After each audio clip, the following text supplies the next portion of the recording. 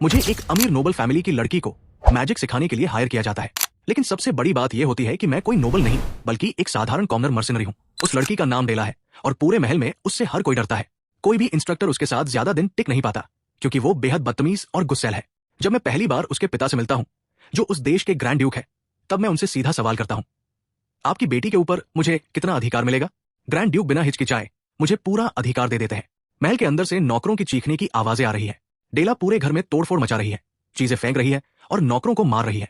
तभी मैं उसके सामने पहुंचता हूं और वो मेरा स्वागत मेरे ऊपर गंदा पानी और कचरा फेंक कर करती है। लेकिन शायद उसने पहली बार किसी गलत इंसान से पंगा लिया है। मैं बिना एक सेकंड गवाए उसे जोरदार थप्पड़ मार देता हूं। पूरा महल हैरान रह जाता है क्योंकि आज तक किसी ने ग्रैंड ड्यूक की बेटी को हाथ तक नहीं लगाया है। उसके बाद से कहता हूं, मैं यहां तुम्हें पढ़ाने नहीं आया, मैं वो कॉमनर हूं जिसे नोबल्स को खत्म करने में मजा आता है। और यहीं से मेरी कहानी शुरू होती है। ये कहानी शुरू होती है एस्टीन नाम के एक शहर से। एक ऐसा शहर जहां चमक और गरीबी साथ साथ चलते हैं, जहां एक तरफ नोबल्स संगमरमर के महलों में रहते हैं और दूसरी तरफ स्लम्स में लोग हर दिन जिंदा रहने के लिए लड़ते हैं। लेकिन मेरी कहानी किसी राजमहल से शुरू नहीं होती। मैं पैदा हुआ था इस शहर के सबसे गंदे और भूले हुए हिस्से में, स्लम्स। एक ऐसी जगह जहां लोगों के सपने भूख से पहले मर जाते हैं। और वहीं मेरी मुलाकात होती है एक बूढ़े आदमी से, औजिलिया। वो खुद को महान जादूगर कहता था, लेकिन सच ये था कि वो मुश्किल से 1 स्टार मैजिक इस्तेमाल कर पाता था। हर दिन वो गलियों में घूमता, लोगों के सामने अपनी झूठी ताकत दिखाता और बच्चे उसका मजाक उड़ाते रहते। उसका गुस्सा उसकी ताकत से भी ज्यादा कमजोर था। कोई उसकी ट्रिक पर हंस दे तो वो तुरंत भड़क उठता। लेकिन उन हजारों मजाक उड़ाने वाली आंखों के बीच मैं अकेला था जो उसे ध्यान से देखता था, क्योंकि मैं बाकी बच्चों जैसा नहीं था। मेरा नाम डेरिक है और मैं इस दुनिया का नहीं हूं। मेरी आत्मा किसी दूसरी दुनिया से यहां आई है। शायद इसी वजह से मैं बचपन से ही इस दुनिया को अलग नजरों से देखता था। मैंने उस बूढ़े आदमी से मैजिक सीखना शुरू किया, लेकिन ना तो मैं उसका सम्मान करता था और ना ही उसे अपना असली गुरु मानता था। हम दोनों सिर्फ एक दूसरे का इस्तेमाल कर रहे थे। उसे चाहिए था कोई ऐसा जो उसकी झूठी शान को सहारा दे सके, और मुझे चाहिए था सिर्फ ज्ञान। मैजिक से जुड़ी छोटी से छोटी जानकारी भी मेरे लिए खजाने जैसी थी। समय गुजरता गया, ठंडी रातें, जंगल की ट्रेनिंग और भूखे पेट गुजरे दिन। मैं हर चीज चुपचाप सहता रहा, क्योंकि मुझे पता था अगर इस दुनिया में जिंदा रहना है तो ताकत हासिल करनी ही पड़ेगी। फिर एक दिन जंगल में ट्रेनिंग करते समय कुछ बदल गया। मैं आंखें बंद करके बैठा था। मेरे शरीर से नीली ऊर्जा निकलने लगी, पसीना लगातार बह रहा था। लेकिन उस पल मैं पहली बार माना को महसूस कर पा रहा था।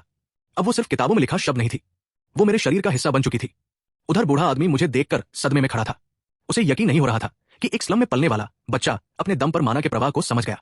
तभी मैं धीरे धीरे अपनी आंखें खोलता हूं और उस पल मेरी आंखें खून जैसी लाल हो चुकी थी। हवा कांपने लगती है, पूरा जंगल शांत हो जाता है। फिर मैं अपना हाथ आगे बढ़ाता हूं। यह कोई सस्ती ट्रिक नहीं थी, यह असली मैजिक था। मेरी हथेली से नीली ऊर्जा का एक भाला निकलता है जो हवा को चीरते हुए सीधे जाकर एक बड़े पेड़ में धंस जाता है। अगले ही पल पूरा जंगल धमाके से गूंज उठता है और उसी समय मैं समझ जाता हूं यह सिर्फ शुरुआत है। लेकिन दूसरी तरफ पहली बार उस बूढ़े आदमी की आंखों में मेरे लिए डर दिखाई देता है। जिस लड़के को वो अपना छोटा नौकर समझता था, अब वही उसे डराने लगा था। इसके बाद पूरा 1 साल गुजर जाता है। मैं उसके साथ रहता हूं, उसके छोटे मोटे काम करता हूं, गालियां सुनता हूं और चुपचाप उससे मैजिक सीखता रहता हूं। आखिरकार मैं आधिकारिक तौर पर 1 स्टार मेज बन जाता हूं। लेकिन वो बूढ़ा आदमी हर दिन मुझे एक ही बात सुनाता रहता, नोबल्स पैदा ही ताकतवर होते हैं। कुछ बच्चे बड़े होने से पहले ही 3 स्टार मेज बन जाते हैं। तुम जैसे नीची हैसियत वाले लोग जिंदगी भर कोशिश करके भी 2 स्टार से आगे नहीं बढ़ सकते। उसके लिए मैजिक महत्व नहीं, खून से तय होने वाली चीज थी।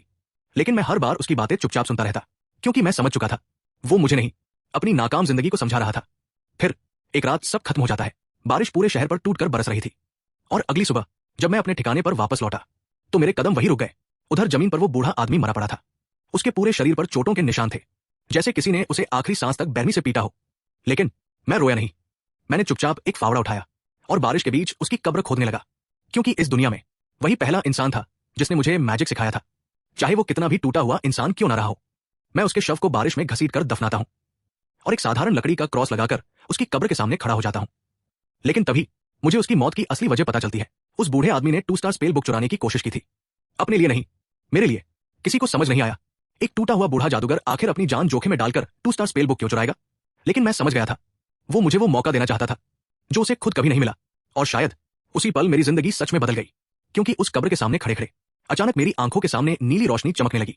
एक अजीब मैजिक सिस्टम मेरे सामने खुल गया, जैसे कोई छुपी हुई ताकत आखिरकार जाग गई हो। उसी समय मुझे पहली बार एहसास हुआ इस दुनिया के सारे नियम टूट सकते हैं। वो बूढ़ा आदमी हमेशा कहता था नोबल्स पैदा ही खास होते हैं, ताकत खून से तय होती है। लेकिन मैं अलग था, क्योंकि मेरे अंदर इस दुनिया का खून था ही नहीं, मैं इस दुनिया का इंसान ही नहीं था। और अब मेरे पास एक ऐसा सिस्टम था जो इस साम्राज्य के हर नियम को चुनौती दे सकता था। समय गुजरता गया, लेकिन अब मैं वो कमजोर लड़का नहीं रहा था जो गलियों में ज्ञान के टुकड़े ढूंढता फिरता था। और तभी मेरी मुलाकात हुई कार्डिया फ्लेमार से, एक ऐसी औरत जिसकी मौजूदगी ही बाकी लोगों को चुप करा दे। ठंडी आंखें, शाही चाल और एक ऐसा दबाव जो सिर्फ ताकतवर लोगों में होता है। कार्डिया कभी फ्लेमार परिवार की लेडी हुआ करती थी, एक गिर चुका नोबल परिवार। वो जन्म से नोबल थी और एक 3 स्टार मेज भी। उसकी पहचान इतनी बड़ी थी कि कई मर्सनरी ग्रुप्स उसे अपने साथ लेना चाहते थे। उसी दौरान मैं कम उम्र में बेल्डन मर्सनरी कोर ज्वाइन कर चुका था और वहीं से वो मेरी नई मास्टर बन गई। उसने मुझे सिर्फ मैजिक नहीं सिखाया, उसने मुझे सिखाया कि ताकत का असली मतलब क्या होता है। इस दुनिया में जहां कॉमर्स को इंसान तक नहीं समझा जाता, वहां जिंदा रहने के लिए सिर्फ ताकत काफी नहीं होती, अनुशासन भी चाहिए। बेल्डेनार टैवर्न के अंदर हर समय शराब, शोर और महत्वाकांक्षा का माहौल रहता था। उसी जगह एक दिन कार्डिया मुझे ध्यान से देखते हुए कहती है, हर मेज और ज्यादा ताकत चाहता है और डेरिक, तुम्हारे अंदर आगे बढ़ने की काबिलियत है। उसकी बात सुनकर मैं चुप रहता हूं, लेकिन फिर वो गंभीर आवाज में कहती है, लेकिन जरूरत से ज्यादा लालच इंसान को उसकी खुद की ताकत में डुबो देता है। एक मेज को अपनी सीमा समझनी चाहिए, वरना उसकी ताकत ही उसे निगल जाती है। मैं शांत आवाज में जवाब देता हूं, मैं ये बात याद रखूंगा। लेकिन मेरी आंखों में सिर्फ एक चीज थी, इरादा, क्योंकि मैं पहले ही देख चुका था कि कंट्रोल खोने का अंजाम क्या होता है।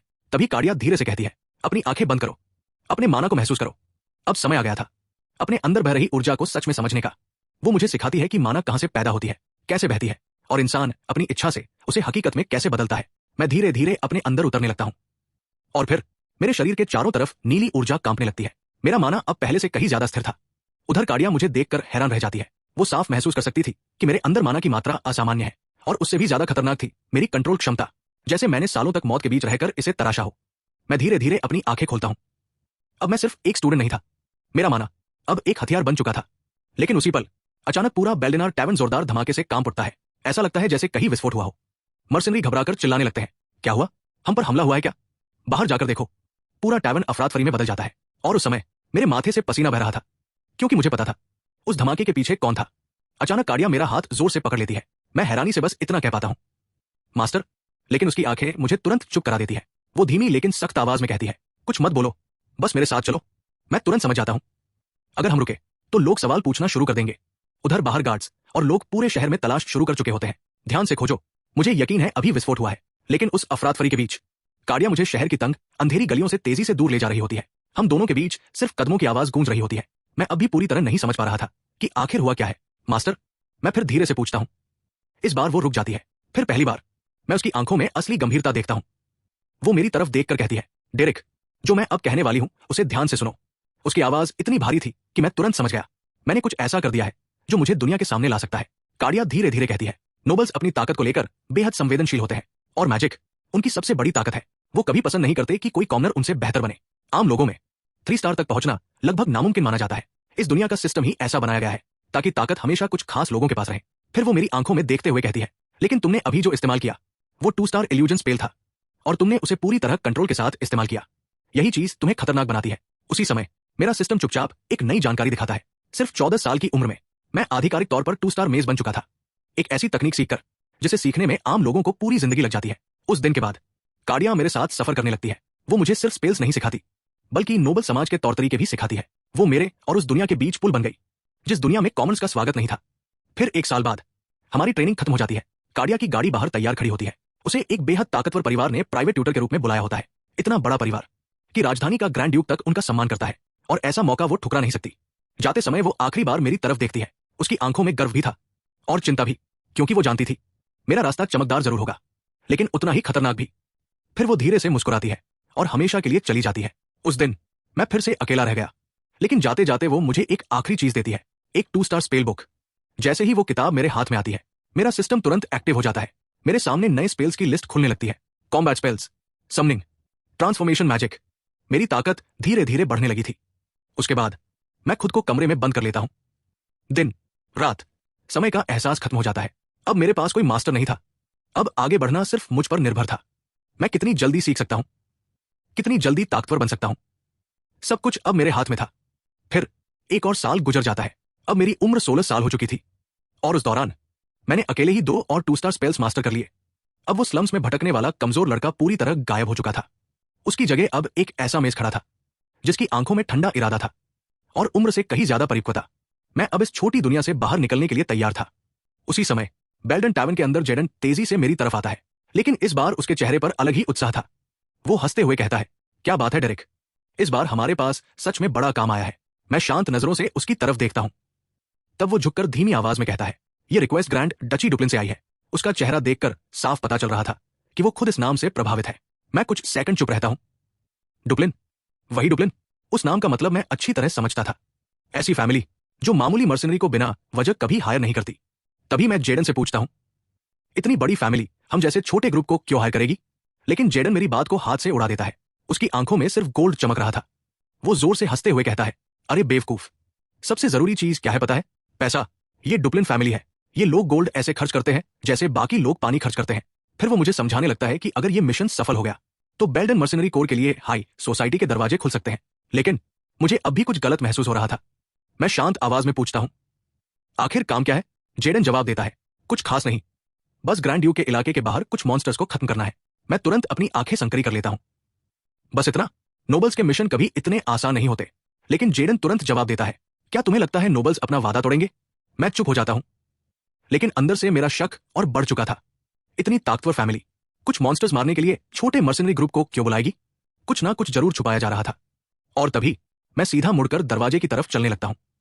मैं बिना पीछे देखे कहता हूं, मैं ये काम नहीं करूंगा, किसी और को ढूंढ लो, क्योंकि मैं अपनी जान ऐसे मिशन में नहीं डालना चाहता था जिसमें मुसीबत की बदबू दूर से आ रही हो। तभी पीछे से जेडन जोर से चिल्लाता है, कम से कम सुन तो लो। लेकिन मैं ठंडी आवाज में जवाब देता हूं, तुम जानते हो मैं संदिग्ध काम नहीं लेता, मेरे लिए जिंदा रहना ज्यादा जरूरी है। जेडन परेशान होकर सिर पकड़ लेता है। फिर वो आखिरकार असली बात बताता है, क्लाइंट ने खास तौर पर एक मेज मांगा है और आजकल मर्सिनरी में मेज मिलना बेहद मुश्किल है। फिर वो मेरी तरफ उंगली करके कहता है, तुम ही अकेले हो। मैं रुक जाता हूं, फिर धीरे से पूछता हूं, मॉन्स्टर्स मारने के लिए मेज की क्या जरूरत है? किसी भी हालत में मैं किसी बेवजह की मुसीबत में नहीं पड़ना चाहता। लेकिन जेडन अच्छी तरह जानता था कि इस दुनिया में इंसान को कैसे मनाया जाता है। तभी वो धीरे से अपनी जेब से एक गोल्ड कॉइन निकालता है और मेरी तरफ बढ़ाते हुए कहता है, ये सिर्फ एडवांस है। मैं उस गोल्ड कॉइन को ध्यान से देखने लगता हूं। इतना पैसा सिर्फ एक साधारण मिशन के लिए? अब मेरा शक और गहरा हो चुका था। लेकिन उसी समय मुझे अपने रिसर्च, अपने मैजिक और अपने भविष्य के बारे में भी सोचना था। जरूरत धीरे धीरे मेरे शक पर भारी पड़ने लगी। उधर उसी टैवन के एक कोने में 3 लोग चुपचाप बैठे हमें देख रहे थे। एक आदमी जिसकी आंखों में घमंड साफ दिख रहा था, उसकी आंख पर मोनोकल लगा था और उसके चेहरे से साफ पता चलता था कि वो किसी ऊंचे दर्जे का इंसान है। उसके बगल में एक सख्त चेहरे वाली महिला खड़ी थी और उन दोनों के बीच एक लड़की बैठी थी। उसका चेहरा नीले हुड से ढका हुआ था, सिर्फ उसके होठों पर हल्की रहस्यमयी मुस्कान दिखाई दे रही थी। उसकी छाती पर लगा सुनहरा गुलाब का ब्रोच साफ बता रहा था वो शुद्ध नोबल ब्लड लाइन से है। और सबसे दिलचस्प बात, असल कंट्रोल उसी के हाथ में था। कुछ देर बाद जेडन मुझे उन लोगों के सामने लेकर जाता है। वो जल्दी से कहता है, डेरिक, सम्मान से पेश आना, यही तुम्हारे क्लाइंट्स है। मोनोकल वाला आदमी मुझे ऊपर से नीचे तक देखता है और अगले ही पल उसके चेहरे पर घिन साफ दिखाई देने लगती है। वो तुरंत कहता है, बिल्कुल नहीं, ये बच्चा अभी बालिग भी नहीं हुआ। वो गुस्से में जेडन की तरफ देखकर कहता है, मैंने सुना था तुम्हारे ग्रुप ने डॉन वॉर में नाम कमाया है, लेकिन तुम इतने जरूरी काम के लिए एक बच्चे को भेज रहे हो? ये मेरा अपमान है। जेडन तुरंत मेरी तरफदारी करने लगता है। वो कहता है, सर, ये लड़का सच में खास है। ये सबसे अच्छा मेज है जिसे मैं जानता हूं। शायद वो चाहता था कि मैं अपनी ताकत की थोड़ी झलक दिखाऊं, लेकिन वो आदमी सुनने को तैयार ही नहीं था। वो मुड़ते हुए कहता है, हम जा रहे हैं, ऐसा काम किसी बच्चे को नहीं दिया जा सकता। मैं बस शांत खड़ा उसे देखता रहता हूं, लेकिन मेरी यही शांति उसे और चिढ़ा देती है, क्योंकि वो ये बर्दाश्त नहीं कर पा रहा था कि एक इतना छोटा कॉमनर ग्रैंड डची के लायक ताकत रख सकता है। पूरा माहौल घमंड और भेदभाव से भारी हो चुका था। लेकिन तभी उस नीले हुड के नीचे बैठ लड़की मुझे ध्यान से देख रही थी। बाकी लोगों की तरह नहीं, उसने वो चीज महसूस कर ली थी जो बाकी सबकी नजरों से छुपी हुई थी। और अगले ही पल वो धीरे से बोलती है, डेरिक, चलो बात करते हैं। उसकी आवाज इतनी शांत थी कि पूरा कमरा तुरंत चुप हो गया। उसी पल मुझे समझ आ गया, असल फैसला उसी लड़की के हाथ में है। और फिर डील तय हो जाती है। कुछ समय बाद मैं और जेडन ग्रैंड डची डुप्लिन की सीमा की तरफ बढ़ रहे थे। रास्ते भर विशाल मैदान, ऊंचे पहाड़ और दूर तक फैली हुई जमीन साफ बता रही थी कि इस फैमिली की ताकत कितनी बड़ी है। लेकिन जितनी बड़ी ताकत होती है उसके पीछे उतने ही बड़े राज छुपे होते हैं। और फिर अचानक पहला हमला होता है। एक गोब्लिन चीखते हुए मेरी तरफ दौड़ता है, लेकिन अगले ही पल मेरी उंगलियों से निकली नीली ऊर्जा सीधे उसके शरीर को चीर देती है। गोब्लिन हवा में उछलकर दूर जा गिरता है। उसकी चीख पूरे जंगल में गूंज जाती है। उधर पीछे खड़े लोग पहली बार समझते हैं मैं कोई साधारण मेज नहीं हूं। मेरी आंखें ठंडी हो चुकी थी और अब मेरा शरीर अपने आप लड़ रहा था। मेरे हर कदम में सटीकता थी, हर स्पेल सीधा जान लेने के लिए। एक गोब्लिन मेरी तरफ कूदता है, लेकिन मैं बिना रुके उसकी गर्दन काट देता हूं।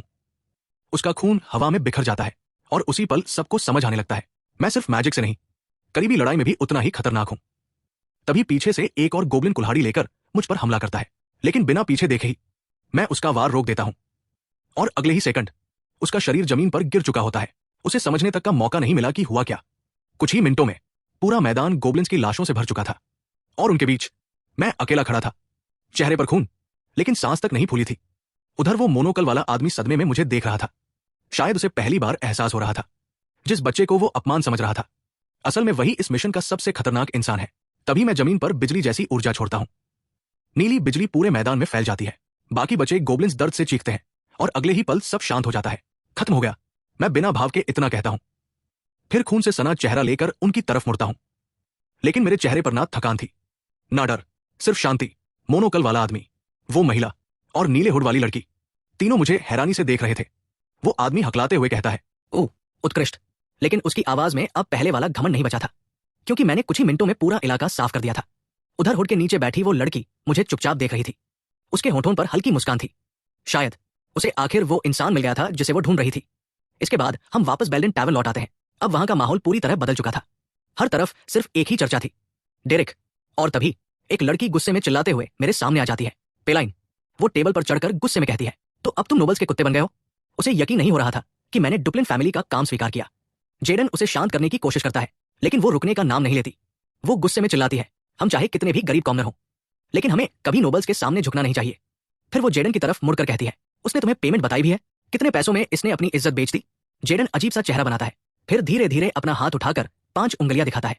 पेलाइन तुरंत हंस पड़ती है, क्या सिर्फ एक सिल्वर? लेकिन जेडन के चेहरे की मुस्कान और चौड़ी हो जाती है।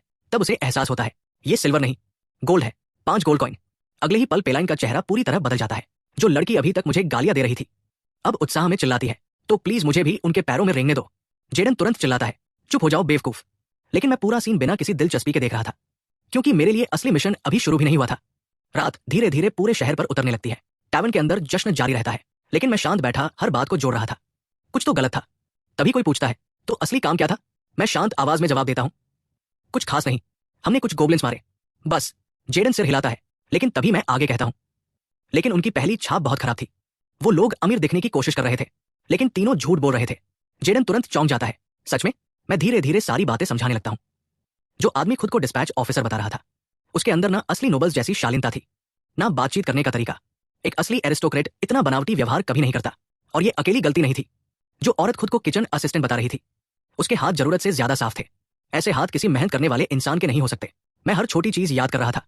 उस औरत के मुलायम हाथ, बिना किसी चोट के, लेकिन पेमेंट देते समय उसके अंदर आदेश देने वाली आदत साफ दिखाई दे रही थी।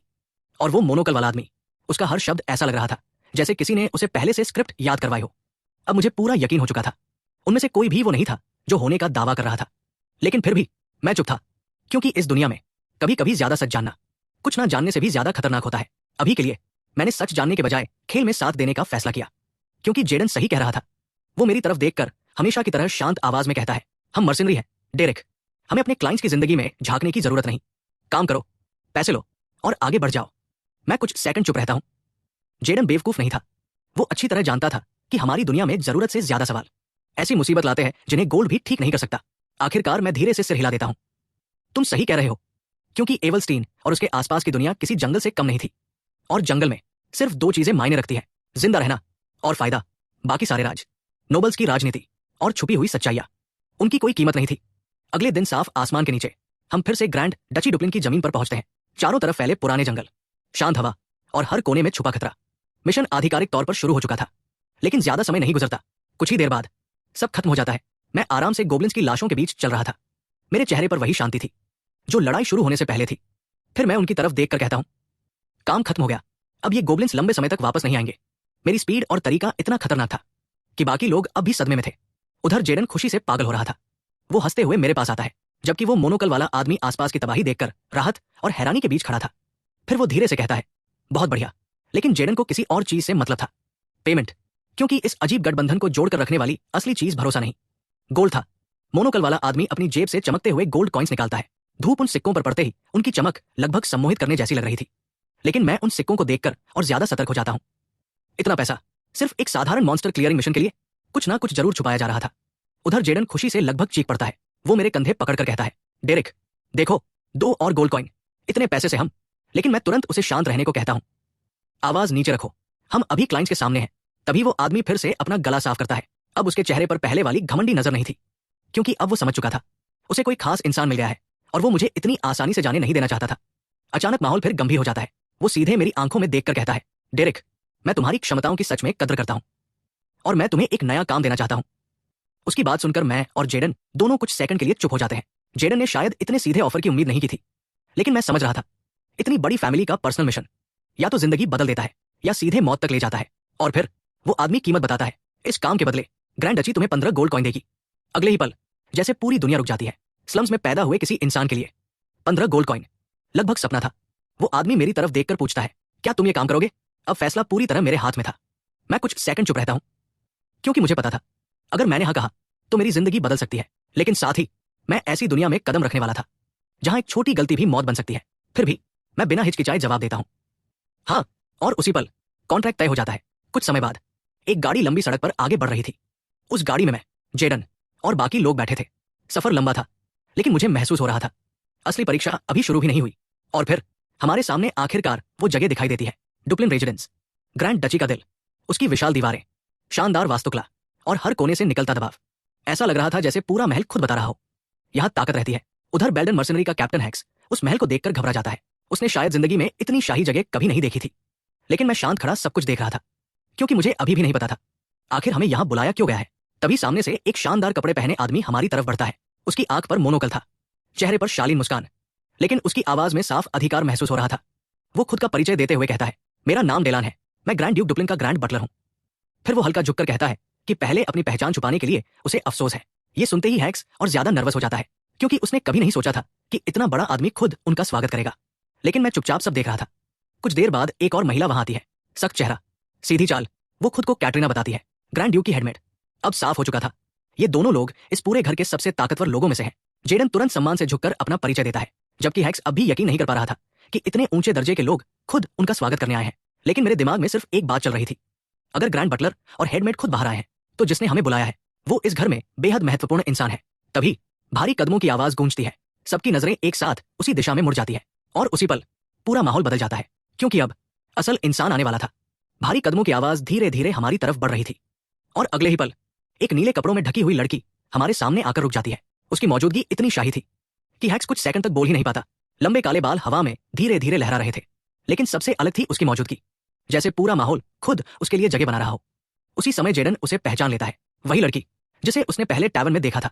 एक ऐसी लड़की जिसकी खूबसूरती और दबाव को नजरअंदाज करना नामुमकिन था। फिर वो खुद का परिचय देती है, मैं एलेनर डुप्लिन हूं, डुप्लिन परिवार की सबसे बड़ी बेटी। और उसके अगले ही शब्द मेरी जिंदगी बदल देते हैं। वो बिना किसी घुमाव के सीधा कहती है, मैं चाहती हूं कि डेरिक मेरी छोटी बहन डेला का मैजिक ट्यूटर बने। एक पल के लिए मेरी रीढ़ में ठंडक दौड़ जाती है। मैं हमेशा परछाइयों में रहकर काम करना चाहता था, लेकिन अब मुझे सीधे एक नोबल को मैजिक सिखाने के लिए कहा जा रहा था, और वो भी ग्रैंड ड्यूक की बेटी को। लेकिन उसी समय महल के अंदर शांति नाम की कोई चीज नहीं थी, क्योंकि ड्यूक के ऑफिस के अंदर एक पारिवारिक युद्ध शुरू होने वाला था। अचानक दरवाजा जोर से खुलता है, इतनी जोर से कि पूरा कमरा गूंज उठता है। रिक गुस्से में अंदर आता है। उसने सारे नियम और शिष्टाचार भुला दिए थे।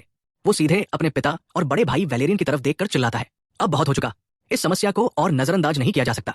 उधर ड्यूक डुप्लिन अपने दस्तावेजों से नजर उठाते हैं। उनके चेहरे पर साफ चिढ़ दिखाई दे रही थी। वो ठंडी आवाज में कहते हैं, रिग, अपने दर्जे के हिसाब से व्यवहार करो। लेकिन रिग रुकने वाला नहीं था। वो कमरे में घुटनों पर बैठी रोती हुई मेड की तरफ इशारा करता है, इज्जत से पेश आने की जरूरत मुझे नहीं, डेला को है। वो गुस्से में कहता है कि डेला ने फिर से उसके द्वारा रखी गई नौकरानी को प्रताड़ित किया है।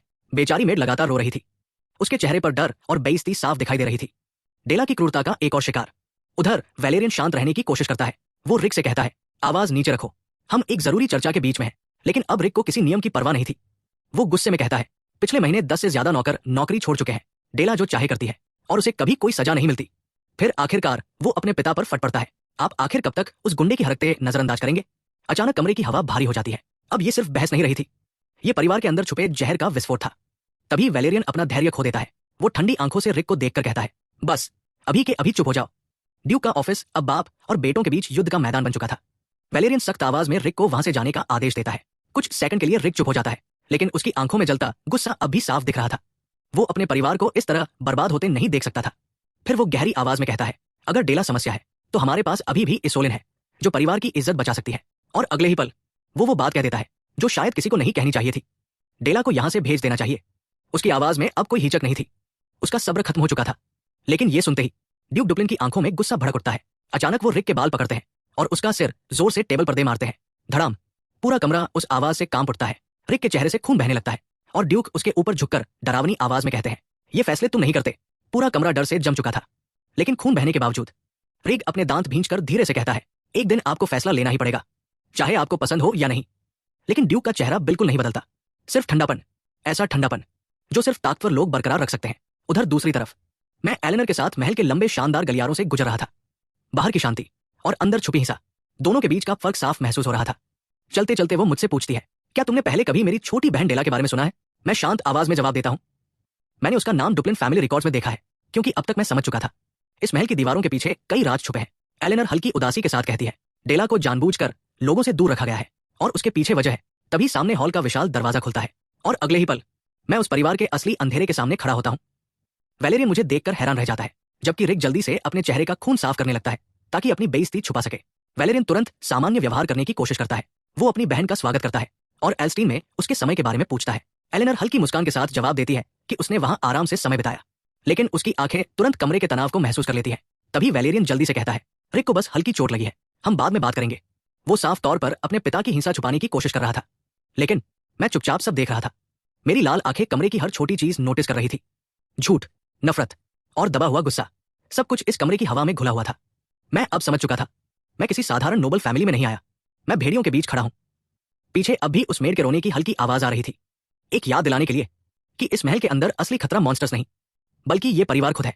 और तभी पूरा कमरा अचानक शांत हो जाता है, क्योंकि ड्यू की मौजूदगी खुद सबको चुप करा देती है। मैं बिना डरे उनकी तरफ देखता हूं। जो भी होने वाला था, मैं उसके लिए तैयार था। डेला का मैजिक ट्यूटर बनना असल में मेरी असली कहानी की सिर्फ शुरुआत थी। ड्यूक डुप्लिन अपनी कुर्सी पर बैठे धीरे धीरे बातचीत शुरू करते हैं। सबसे पहले वो एलेनर की तरफ देखकर कहते हैं कि उन्हें खुशी है वो एल्स्टीन में सुरक्षित रही। मैं चुपचाप खड़ा सब कुछ देख रहा था, कमरे का माहौल, लोगों की आंखें, बात करते समय उनकी आवाज का हल्का बदलाव। मैं हर छोटी चीज नोटिस कर रहा था। एलेनर फिर औपचारिक तरीके से मेरा परिचय करवाती है। वो अपने पिता से कहती है, ये डेरेक है, वो इंसान जिसे मैं डेला का नया मैजिक ट्यूटर बनाकर लाई हूं। तभी ड्यूक पहली बार मुझे ध्यान से देखते हैं। उनकी नजरें साधारण नहीं थी, ऐसा लग रहा था जैसे वो मेरी बाहरी शांति के पीछे छुपी हर चीज को पढ़ना चाहते हो। मैं बिना कुछ बोले उनकी आंखों में देखता रहता हूं। कुछ सेकंड बाद एलेनर हल्की मुस्कान के साथ कहती है कि शायद उनके पास जरूरी काम होंगे, और फिर वो कमरे से बाहर चली जाती है। अब कमरे में सिर्फ मैं और ग्रैंड ड्यूक बचे थे। मैं भी वहां से निकलने के लिए मुड़ता हूं, लेकिन तभी ड्यूक ठंडी आवाज में कहते हैं, रुको, मैं तुमसे अकेले में बात करना चाहता हूं। अगले ही पल मैं सीधे इस साम्राज्य के सबसे ताकतवर लोगों में से एक के सामने खड़ा था, लेकिन मेरे चेहरे पर डर का कोई निशान नहीं था। कमरे की लंबी खिड़कियों से आती धूप फर्श पर फैल रही थी, और हमारे बीच की खामोशी जानबूझकर भारी बनाई जा रही थी। ड्यूक फिर से कुछ देर अपने दस्तावेज लिखते रहते हैं, जैसे वो मुझे उस दबाव में परखना चाहते हो। आखिरकार वो चुप्पी तोड़ते हैं। तुम्हारी उम्र कितनी है? उनकी आवाज शांत थी, लेकिन उसके अंदर साफ शक छुपा था। शायद उन्हें यकीन नहीं हो रहा था कि सिर्फ 16 साल का लड़का किसी नोबल को पढ़ाने लायक हो सकता है। मैं छोटे जवाब में कहता हूं, 16। मेरे जवाब में ना घबराहट थी, ना सफाई। तभी वो अगला सवाल पूछते हैं, तुम्हारी मैजिक क्षमता क्या है? मैं अपनी ताकत छुपाने की कोशिश करते हुए जवाब देता हूं, मुझे सिर्फ बेसिक फर्स्ट लेवल मैजिक आता है। लेकिन जैसे ही मैं ये बोलता हूं, ड्यूक हल्का सा हंस देते हैं, और उसी पल मेरे अंदर खतरे की घंटी बज जाती है। वो शांत आवाज में कहते हैं, झूठ बोलने की जरूरत नहीं है, हर बार जरूरत से ज्यादा विनम्र होना अच्छाई नहीं कहलाता। मैं कुछ सेकंड तक उनकी आंखों में देखता रहता हूं, और तभी मुझे एहसास होता है मेरी सामान्य चालें यहां काम नहीं करेंगी, क्योंकि मेरे सामने बैठा आदमी कोई साधारण नोबल नहीं था। वो एक 5 स्टार मेज था। उनके शरीर से निकलता दबाव साफ महसूस हो रहा था, और उस दबाव के सामने झूठी विनम्रता बेकार थी। मैं बिना बोले अपनी गलती स्वीकार कर लेता हूं। ड्यूक मेरी चुप्पी समझ जाते हैं। फिर वो धीमी आवाज में कहते हैं, जरूरत से ज्यादा टैलेंट अगर कंट्रोल ना हो तो इंसान को खुद निगल जाता है। इसके बाद वो मुझे दोबारा ऊपर से नीचे तक देखते हैं, फिर कहते हैं, ना तुम्हारी उम्र, ना तुम्हारे कपड़े तुम्हें किसी मैजिक ट्यूटर जैसा दिखाते हैं। मैं शांत लेकिन गर्व भरी आवाज में जवाब देता हूं, मैं एक मर्सिनरी हूं। मैंने अपनी जगह खुद बनाई है, ग्रैंड फैमिलीज की मदद से नहीं। कुछ सेकंड के लिए फिर कमरे में खामोशी छा जाती है, लेकिन शायद एलेनर के भरोसे की वजह से ड्यूक आगे सवाल नहीं बढ़ाते। आखिरकार वो एक मेड को बुलाते हैं और आदेश देते हैं कि मुझे उस एनेक्स तक ले जाया जाए जहां डेला रहती है। मैं दरवाजे की तरफ बढ़ने लगता हूं, लेकिन तभी मैं रुक जाता हूं, फिर पीछे मुड़कर कहता हूं, जाने से पहले मैं एक आखिरी बात कहना चाहता हूं। मेरी बात सुनकर ड्यूक हल्का सा दिलचस्पी दिखाते हैं। वो मुझे बोलने की अनुमति देते हैं। तब मैं धीरे धीरे कहता हूं, मैं एक मर्सिनरी हूं, और एक बार कॉन्ट्रैक्ट स्वीकार कर लूं तो अपना काम अधूरा नहीं छोड़ता। मैं एक मर्सिनरी हूं, और एक बार कोई कॉन्ट्रैक्ट स्वीकार कर लूं तो उसे आखिर तक पूरा करना मेरी जिम्मेदारी बन जाती है। मैं बिना पलक झपकाए ड्यूक की आंखों में देखता हूं। मेरा काम सिर्फ मैजिक सिखाना नहीं होगा, मैं ये सुनिश्चित करूंगा कि डेला मैजिक सीखे और एक असली नोबल की तरह हाई सोसाइटी में अपनी जगह हासिल करे। मेरी बात सुनकर ड्यूक धीरे धीरे अधीर होने लगते हैं। वो ठंडी आवाज में पूछते हैं, तुम बार बार वही बात क्यों दोहरा रहे हो जो यहां सबको पहले से पता है? लेकिन मैं अपनी नजरें नहीं हटाता। फिर गंभीर आवाज में कहता हूं, क्योंकि जो मैं आगे मांगने वाला हूं उसके लिए यह बात साफ करना जरूरी था। कुछ सेकंड के लिए कमरा फिर शांत हो जाता है। ड्यूक अब मुझे नई नजर से देखने लगते हैं। उनकी आंखों में हल्की दिलचस्पी भी थी और शक भी। आखिर एक साधारण मर्सनरी पहली मुलाकात में ग्रैंड ड्यूक से कुछ मांगने की हिम्मत कैसे कर सकता है। उधर उसी समय महल के दूसरे हिस्से में अचानक कुछ टूटने की जोरदार आवाज गूंजती है। धड़ाम। एक मेड डर के मारे चीख पड़ती है। प्लेट हवा में उड़कर दीवार से टकराती है और टुकड़ों में बिखर जाती है। डेला के कमरे में हमेशा की तरह अराजकता फैली हुई थी। बेचारी नौकरानी सिर से पैर तक कांप रही थी। वो रोते हुए बार बार माफी मांग रही थी, लेकिन खिड़की की रोशनी के सामने खड़ी डेला उसे सिर्फ ठंडी नफरत से देख रही थी। फिर वो बेहद क्रूर आवाज में कहती है, मेरी नजरों से दफा हो जाओ। अगर यही खड़ी रही तो अगली प्लेट सीधे तुम्हारे चेहरे पर मारूंगी। दूसरी तरफ महल के एक शांत हिस्से में एक टेबल पर चाय रखी थी। वही एलेनर बैठकर हैक्स से बात कर रही थी।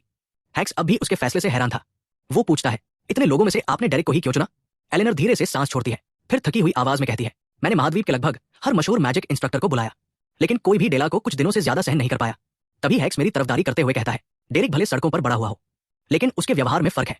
उसे एक गिरे हुए नोबल ने ट्रेन किया था, इसलिए उसे हाई सोसाइटी के तौर तरीके आते हैं। एलेनर हल्की मुस्कान के साथ कहती है, मुझे वो काफी शांत और दयालु लगा। मुझे लगा शायद वो डेला को धैर्य और नरमी से संभाल पाएगा। लेकिन हैक्स अचानक हंस पड़ता है, फिर वो सिर हिलाकर कहता है, आप बहुत भोली हैं लेडी एलेनर। डेरेक बचपन से सड़कों पर जिया है और छोटी उम्र से मर्सनरी रहा है। ऐसी जिंदगी जीने वाला इंसान सिर्फ दयालु होकर जिंदा नहीं रह सकता। उसकी आवाज गंभीर हो जाती है, उसके अंदर अंधेरा भी है। एलेनर कुछ सेकंड चुप हो जाती है। शायद अब उसे एहसास होने लगा था, मैं उतना नरम इंसान नहीं हूं जितना बाहर से दिखता हूं। उधर मैं धीरे धीरे उस एनेक्स के अंधेरे गलियारों से गुजर रहा था जहां डेला रहती थी।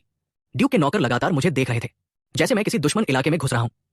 मैं आगे बढ़ता रहता हूं, फिर आखिरकार मैं उन बड़े दरवाजों के सामने रुकता हूं जो सीधे डेला के कमरे तक जाते थे। मुझे साफ एहसास था, इन दरवाजों के पीछे मेरे धैर्य और मेरी काबिलियत दोनों की परीक्षा होने वाली है। मैं धीरे धीरे अपना हाथ उठाता हूं और दरवाजे पर दस्तक देता हूं। ठक ठक। उस आवाज के साथ डुप्लिन परिवार के आधिकारिक ट्यूटर के रूप में मेरा पहला दिन शुरू हो जाता है। लेकिन मेरे चेहरे पर अब भी कोई भाव नहीं था। मैं पहले ही खुद को हर पागलपन के लिए तैयार कर चुका था जो वो लड़की मेरे सामने लाने वाली थी। फिर मैं बिना झिझक दरवाजे का हैंडल घुमाता हूं। अब वापस लौटने का कोई रास्ता नहीं था। अंदर घुसते ही मैं शांत आवाज में अभिवादन करता हूं। खिड़की से आती रोशनी कमरे के बीच बैठी एक लड़की की परछाई बना रही थी। वो मेरी तरफ पीट करके बैठी थी। पूरा कमरा अस्वाभाविक रूप से शांत था। मैं विनम्र आवाज में कहता हूं, मेरा नाम डेरेक है और आज से मैं आपका नया मैजिक ट्यूटर हूं। फिर मैं पूछता हूं कि क्या मैं पास आ सकता हूं। कुछ सेकंड तक वो कोई जवाब नहीं देती। फिर आखिरकार डेला की आवाज सुनाई देती है और सिर्फ उसकी आवाज ही काफी थी ये समझाने के लिए वो हर इंसान को अपने नीचे समझती है। वो ठंडी आवाज में कहती है, पास आओ। उसने अब तक अपना चेहरा भी नहीं दिखाया था, लेकिन उसके शब्द ही चुनौती जैसे लग रहे थे। मैं धीरे धीरे उसकी तरफ बढ़ने लगता हूं। हर कदम के साथ कमरे का दबाव और भारी महसूस हो रहा था, जैसे मैं धीरे धीरे तूफान के बीच पहुंच रहा हूं। उधर डेला के होठों पर खतरनाक मुस्कान उभर आती है। उसके लिए मैं बस एक नया खिलौना था जिसे तोड़कर वो अपना मनोरंजन करने वाली थी। और अगले ही पल बिना किसी चेतावनी के वो अपने चाय के कप का सारा पानी सीधे मेरे चेहरे पर फेंक देती है। गर्म पानी मेरे चेहरे से बहता हुआ कपड़ों तक पहुंच जाता है, लेकिन मैं हिलता तक नहीं। मेरे चेहरे पर कोई गुस्सा नहीं था, जैसे ये सब मेरे लिए मामूली बात हो। डेला जोर जोर से हंसने लगती है, फिर नकली चिंता दिखाते हुए मेरा मजाक उड़ाती है। वो मुझे सीवर का चूहा कहती है और पूछती है कि क्या मैं सच में वही मर्सनरी हूं जिसके बारे में बटलर ने बताया था, या बस स्लम से भागकर आया कोई आवारा जानवर। फिर वो धीरे धीरे अपनी सीट से उठती है। उसकी हर हरकत में घमंड और क्रूरता साफ दिखाई दे रही थी। वो फर्नीचर को लात मारते हुए रास्ते से हटाती है, जैसे कमरे की हर चीज सिर्फ उसके गुस्से को सहने के लिए बनी हो। अचानक वो पास रखी एक बाल्टी उठाती है और पूरा गंदा पानी मेरे ऊपर फेंक देती है। फिर होंठ टेढ़े करके कहती है, तुम जैसे नीची औकात वाले इंसान पर गंदा पानी बिल्कुल सूट करता है। गंदा पानी लगातार मेरे चेहरे से टपक रहा था, लेकिन मैं अब भी बिल्कुल शांत खड़ा था। मेरी चुप्पी डेला को और ज्यादा परेशान कर रही थी। वो चिढ़कर कहती है, चिढ़ाने के लिए पानी भी खत्म हो गया। उसके लिए ये सब बिल्कुल सामान्य था। दूसरों को अपमानित करना, उन्हें तोड़ना, जैसे क्रूरता उसकी आदत बन चुकी थी। गीले सफेद बालों के पीछे से मेरी लाल आंखें ठंडी चमक रही थी। उन आंखों में डर नहीं था, ना झुकाव, सिर्फ निरीक्षण। मैं उसे ध्यान से देख रहा था और पहली बार डेला उस नजर से डर जाती है। कुछ सेकंड के लिए उसके चेहरे पर हिचक दिखाई देती है, लेकिन जब उसे एहसास होता है कि मैं उससे डर नहीं रहा, तो उसका डर तुरंत गुस्से में बदल जाता है। वो चीखते हुए कहती है, तुम्हारी हिम्मत कैसे हुई मुझे ऐसी नजरों से देखने की। और अगले ही पल वो पूरी ताकत से मुझे लात मार देती है। धड़ाम। मैं जमीन पर गिर जाता हूं, लेकिन फिर भी मेरे मुंह से एक आवाज तक नहीं निकलती। डेला मेरे ऊपर खड़ी खुद को समझाने की कोशिश कर रही थी कि पूरा कंट्रोल अब भी उसी के हाथ में है। वो धीरे धीरे गालियां बड़बड़ाने लगती है, लेकिन जितना ज्यादा मैं शांत रहता उतना ही उसका गुस्सा बढ़ता जा रहा था, क्योंकि उसके लिए सबसे बड़ी जीत थी सामने वाले का टूट जाना, और मैं टूट नहीं रहा था। वो घिन से अपनी नाक ढकते हुए मेरे स्लम्स वाले अतीत का मजाक उड़ाती है। उसकी नजर में मेरे जैसे लोग इंसान भी नहीं थे। उसी सोच से वो खुद को मजबूत महसूस करती थी। अचानक जब मैं उठने की कोशिश करता हूं, वो अपना जूता उठाकर सीधे मेरे ऊपर फेंक देती है। धप। वो मुझे दोबारा मारती है, जैसे वो मुझे एक पल के लिए भी इज्जत महसूस नहीं करने देना चाहती थी। फिर वो आराम से टेबल के सहारे टिक जाती है। उसके चेहरे पर खुली हुई नफरत साफ दिखाई दे रही थी। मेरे लिए मैं उसके रास्ते में आया सिर्फ एक बदकिस्मत कचरा था। फिर होठों पर तिरछी मुस्कान लाकर वो कहती है, अपनी औकात याद रखो। तुम जैसे लोग नोबल्स को कुछ सिखा नहीं सकते। एक गटर का चूहा मुझे मैजिक सिखाएगा। वो खुद ही अपनी बात पर हंसने लगती है। उधर दूसरी तरफ ड्यूक के ऑफिस में गहरी शांति फैली हुई थी। किताबें, दस्तावेज और भारी लकड़ी की अलमारियां, जैसे इस महल के अंदर छुपे सारे राजों की गवाह हूं। ड्यूक डुप्लिन खिड़की के सामने खड़े बाहर देख रहे थे। उन्हें अच्छी तरह पता था मेरा इस घर में आना एक बहुत बड़ा जोखिम है, क्योंकि अब तक कोई भी इंसान डेला को संभाल नहीं पाया था। उनके चेहरे पर थकान भी थी और वही पुराना ठंडा अधिकार भी। तभी उन्हें हमारी पहले की बातचीत याद आती है। मैंने उनसे साफ कहा था कि डेला की समस्या अब सामान्य तरीकों से ठीक नहीं हो सकती, और फिर मैंने उनसे एक ऐसी चीज मांगी थी जो इस घर में पहले कभी किसी को नहीं मिली।